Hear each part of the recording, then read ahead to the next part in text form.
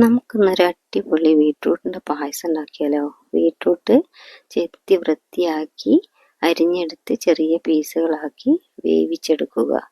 ഒരു പാൻ അടുപ്പത്തേക്ക് വെച്ച് 2 സ്പൂൺ നെയ്യ് ഒഴിച്ച് അരച്ച് വെച്ച മിശ്രിതം അതിലേക്ക് ചേർത്ത് നന്നായിട്ട് ഇളക്കി അതിൻ്റെ പച്ചമണം മായുന്നത് വരെ നന്നായി ഇളക്കി യോജിപ്പിക്കുക.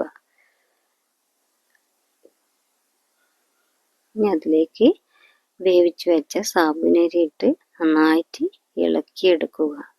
ഇളക്കി അതിൻ്റെ പച്ചമണം മാറുന്നത് വരെ നന്നായി ഇളക്കി യോജിപ്പിച്ച് വെക്കുക. നല്ലൊരു കളർ വരുന്നുണ്ടല്ലേ. ഞാൻ ആദ്യമായിട്ടാണ് കേട്ടോ ഞാനും ഈ ബീട്രൂട്ടിൻ്റെ പായസം ഉണ്ടാക്കുന്നത്. കഴിച്ചു കഴിഞ്ഞപ്പോൾ അടിപൊളിയാട്ടോ. നമ്മൾ സേമിയ, ചെറുപയർ, അടപ്രഥമൻ ഇങ്ങനെയൊക്കെയല്ലേ കഴിച്ചിട്ടുള്ളത്. ഇങ്ങനെയുള്ള പായസങ്ങളും ഒന്ന് ഉണ്ടാക്കി നോക്കണം. അതിലേക്ക് അല്പം വെള്ളം ഒഴിച്ച് നന്നായി അത് ഇളക്കുക.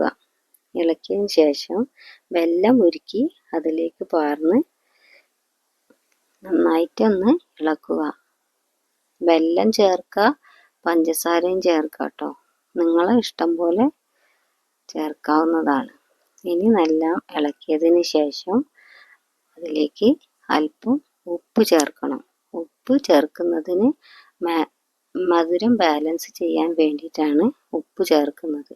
ഇനി അതിലേക്ക് മിൽക്ക് മേഡ് ചേർത്ത് നന്നായിട്ട് ഇളക്കി യോജിപ്പിക്കുക.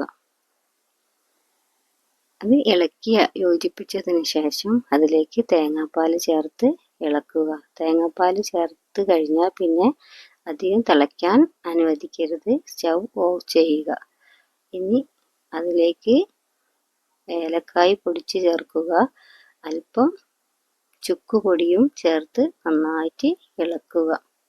ഇനി അണ്ടിപ്പരിപ്പും മുന്തിരിയും നെയ്യിൽ വറുത്തത് അതിലേക്കിട്ട് നന്നായിട്ട് ഇളക്കുക. അപ്പോൾ അടിപൊളി പായസം റെഡി. നല്ലൊരു കളറില്ലേ.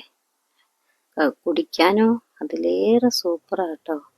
ഇനി ഈ ഓണത്തിന് നമുക്കൊരു ബീട്രൂട്ടിൻ്റെ പായസം ഉണ്ടാക്കി നോക്കിയാലോ. അപ്പോൾ ഈ വീഡിയോ ഇഷ്ടമായി എന്ന് വിചാരിക്കുന്നു. ഇഷ്ടപ്പെട്ടാൽ കമൻറ്റ് ചെയ്യാൻ മറക്കരുത്.